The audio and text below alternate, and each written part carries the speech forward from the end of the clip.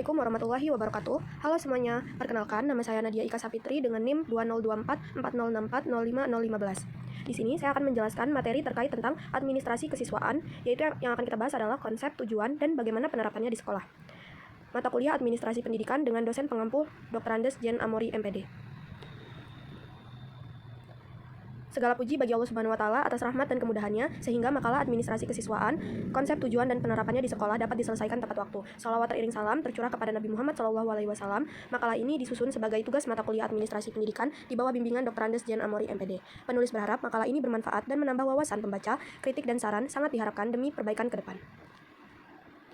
Administrasi kesiswaan adalah aspek penting dalam manajemen pendidikan yang mencakup pengaturan peserta didik dan penerimaan hingga pengembangan potensi. Pengelolaan yang tertib dan profesional mendukung terciptanya lingkungan belajar yang kondusif dan peningkatan mutu pendidikan. Makalah ini bertujuan memahami konsep, tujuan, dan penerapan administrasi kesiswaan di sekolah, serta diharapkan menambah wawasan, memberi solusi atas permasalahan terkait, dan menjadi bahan pembelajaran bagi mahasiswa PGSD terutama kelas 2A.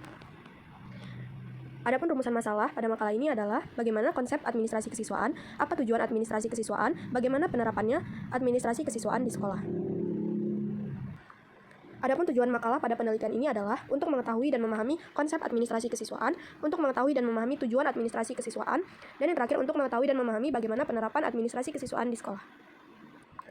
Oke, kita masuk ke materinya, yaitu kita akan membahas konsep administrasi kesiswaan. Yang pertama, bagaimana sih pengertian dari administrasi kesiswaan? Adalah pengelolaan peserta didik secara terencana dan berkelanjutan. Mencakup penerimaan, pencatatan data, kehadiran, disiplin, dan pengembangan diri. Nah, ini bertujuan untuk menyediakan data akurat untuk mendukung pendidikan dan meningkatkan layanan sekolah.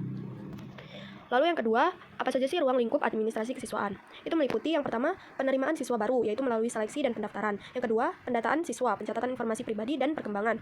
Lalu yang ketiga, absensi dan disiplin, yaitu kehadiran, keterlambatan, dan pelanggaran bagi siswa. Dan yang keempat, ekstrakurikuler, yaitu koordinasi kegiatan pengembangan diri untuk siswa. Yang kelima, bimbingan dan konseling, yaitu dukungan psikologi, sosial, dan akademik untuk siswa.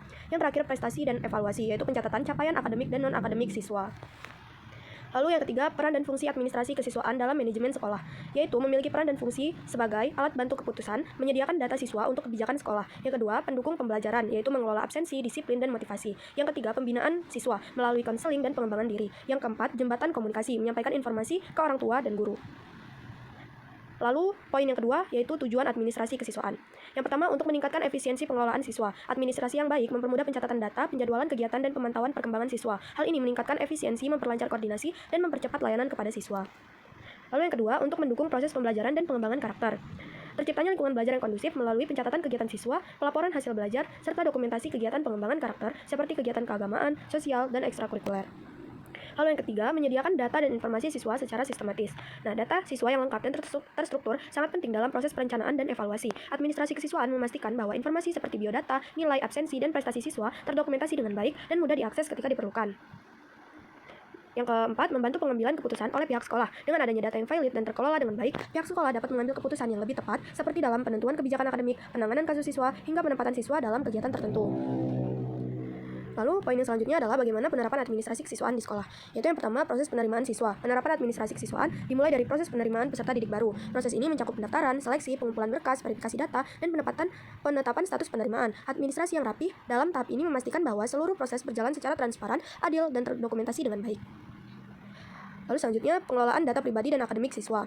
Sekolah bertanggung jawab mengelola data pribadi dan akademik mereka. Data yang dicatat mencakup identitas siswa, riwayat pendidikan, catatan nilai, prestasi, dan informasi lain yang relevan. Pengelolaan data ini dilakukan secara sistematis dan berkala untuk mendukung pemantauan perkembangan siswa dan kebutuhan pelaporan.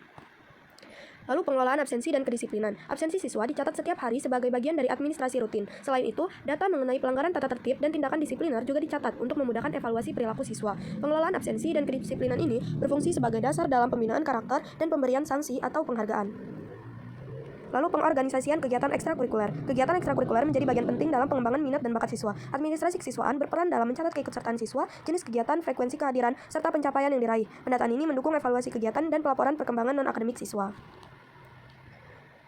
Lalu, bagaimana penerapan administrasi kesiswaan di sekolah yang bagian pembinaan dan konseling siswa, yaitu mencakup kegiatan pembinaan dan layanan konseling. Setiap kegiatan bimbingan dan konseling, termasuk catatan pertemuan dan rencana tindak lanjut, perlu didokumentasikan dengan baik. Hal ini berguna dalam membantu siswa mengatasi permasalahan pribadi maupun akademik, serta dalam pengambilan keputusan bimbingan selanjutnya. Evaluasi dan pelaporan kesiswaan, mencakup kegiatan pembinaan dan layanan konseling. Setiap kegiatan bimbingan dan konseling, catatan pertemuan dan rencana tindak lanjut.